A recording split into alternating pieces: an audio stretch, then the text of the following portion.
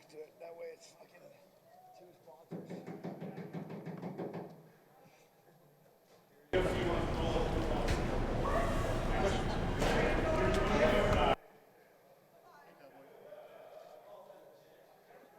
Hey, Cowboy. David from Hammer MMA Media. So before the fight, it seemed like there was some bad feelings between you and Matt Brown, possibly entirely one-sided. Was that resolved by the fight? Do you feel like you've earned his respect? Yeah, I mean, that was just him working with my old coaches, man, telling them, one, I'm probably a slow starter, and two, I'm an emotional fighter, so probably get in my head and try and go out there and get me to fight angry. So I got him to hug me in the 3rd round. It was all good. So that's another knockout victory for you at welterweight. I know you've bounced back and forth between welterweight and 155. Where do you feel you stand now in welterweight with another ranked win? I feel good, man. Fat and healthy and living the good life at 170. So I feel good up there. Yeah, should be easy enough for me to cut the 170 in a few weeks to make a Denver card, I think. So it'll be all right. Cowboy, congratulations on the win. Your striking once again looked, even better than the fight before and the fight before that. How much of that do you owe to Brandon Gibson and the work he's done with you? Oh, definitely, man. Brandon and I have been working together. A lot of credit to what's going on there.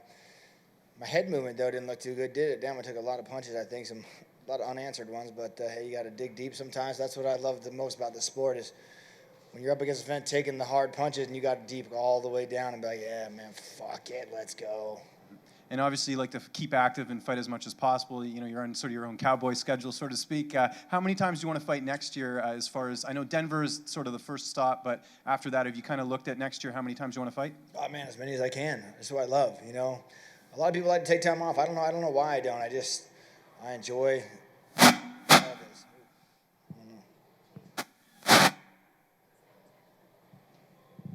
Me? Yeah.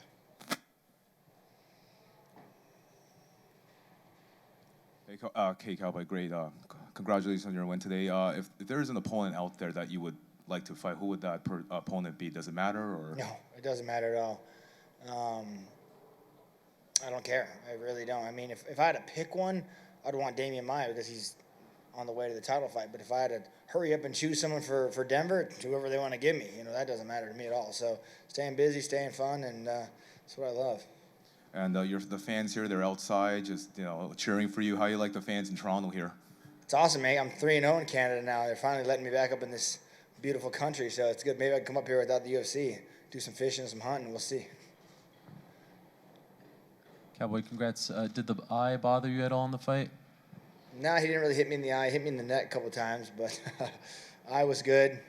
I don't even think it started bleeding, but it really wasn't a concern, It healed up nicely and ready to go.